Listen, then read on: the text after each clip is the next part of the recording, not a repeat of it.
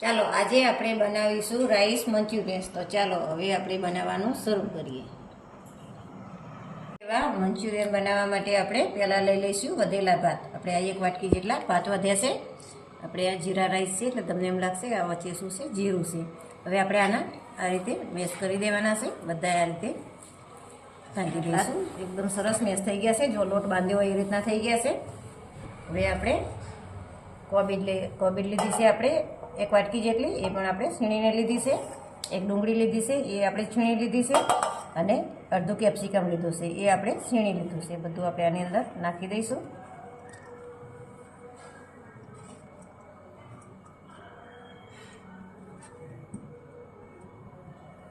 આ બધી વસ્તુ તમે ચોપરમાં ચોપ કરવી હોય તો પણ કરી શકાય. હવે આપણે ચીલી ફ્લેક્સ લઈશું. એની જગ્યાએ તમે લાલ મરચું પણ નાખી શકો છો. ગરમ મસાલો લઈશું અડધી ચમચી. આમચૂર પાવડર લઈશું 1 ચમચી. આપણે ભાતમાં મીઠું નાખેલું છે એટલે સ્વાદ પ્રમાણે આપણું મીઠું એ પ્રમાણે નાખીશું. આદુ અને મરચાં એકદમ ઝીણા સમારીને લીધા છે. આદુ આપણે છીણી લીધેલું છે. આ બધું મિક્સ કરી લઈશું. ચલો બધું આપણે મિક્સ કરી લીધું છે. હવે આપણે 2 ચમચી મેંદો લીધો છે, એ નાખીશું. મેંદાની જગ્યાએ તમે ચોખાનો લોટ નાખી શકો છો. હવે આપણે કોર્નફ્લોર લીધો છે, એ પણ આપણે 2 ચમચી નાખીશું.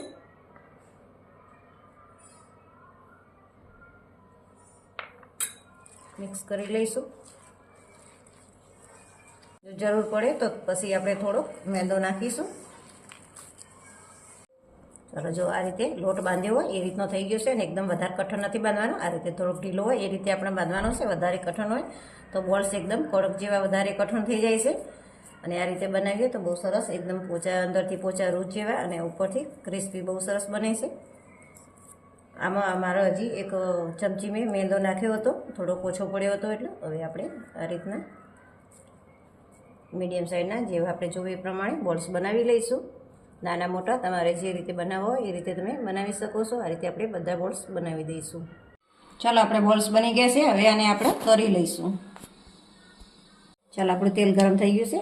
હવે આપણે બોલ્સ તળી લઈશું.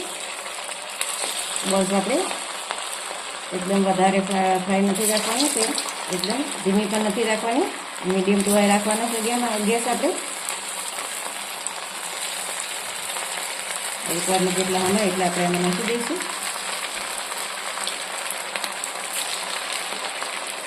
હવે આપણે આને થોડું કામ કરીશું એટલે ચોટેને બધા છૂટા પડી જાય. કરાઈ ગયા છે. જુઓ ગોલ્ડન બ્રાઉન કલરના થઈ ગયા છે સરસ.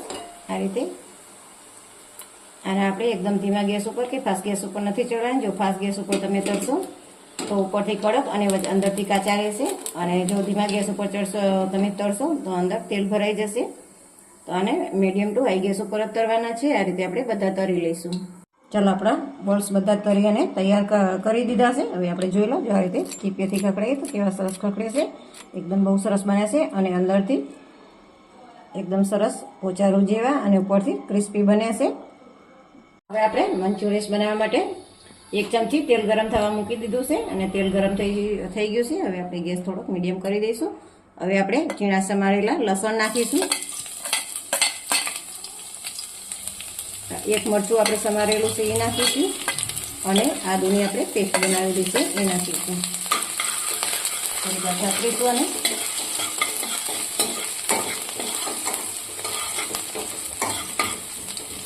હવે આપણે લાંબી ચીઝમાં ડુંગળી સમારેલી છે એ નાખીશું.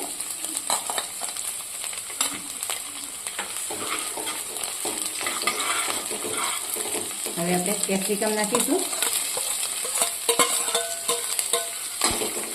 કેપ્સિકમ અને ડુંગળી તમારું વધારે ઓછા તમારી રીતે તમે કરી શકો છો. અને ફાસ્ટ ગેસ ઉપર આપણે ઉછાળવા દઈશું. ચાલો ડુંગળી અને કેપ્સિકમ સતરાઈ ગયા છે. આપણે એકદમ ઢીલા નથી કરવાના, થોડા કડક હોય એ રીતના રાખવાના છે. હવે આપણે સોસ નાખીશું. રેડ ચીલી સોસ નાખીશું. આપણે 1 ચમચીથી વધારે આપણે મોટી ચમચી છે રેડ ચીલી સોસ નાખીશું.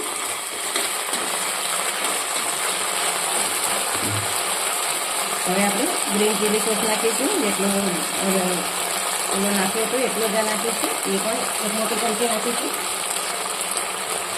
હવે આપણે સોયા સોસ નાખીશું. ત્રણેય સોસ આપણે સરખામાં ભાગમાં જ રાખવાના છે.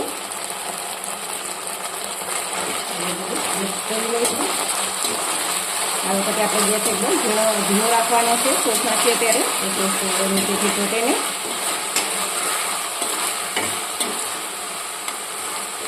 મરી પાવડર નાખીશું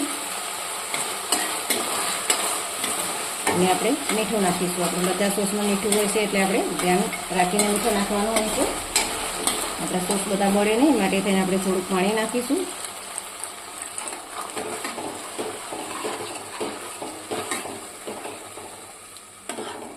પાણી તમારે ગ્રેવી બનાવી હોય એ પ્રમાણે નાખવાનું. અને આપણે થોડુંક ઉકળવા દઈશું. આપણે હવે 2 ચમચી જેટલો કોર્નફ્લોર લીધો છે, એમાં પાણી નાખી અને આપણે મિક્સ કરી લઈશું, ગાંઠા રહે નહીં એ રીતના. થોડો આપણો પાણીમાં સરસ મિક્સ થઈ ગયો છે. હવે આપણે નાખી દઈશું અને આપણે ધીમા તાપે થવા દઈશું.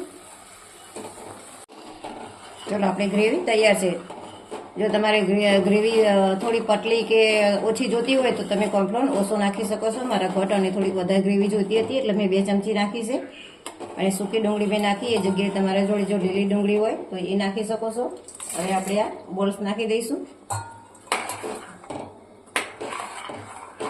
અને થોડીક વાર આને ઢાંકી અને થવા દઈશું.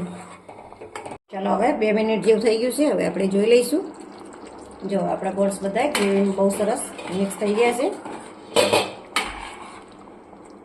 આપણા રાઈસ મંચુરિયન તૈયાર છે. તો તમને આ રેસીપી વિડીયો ગમ્યો હોય તો લાઈક કરો, શેર કરો અને સબસ્ક્રાઈબ કરવાનું ભૂલતા નહીં.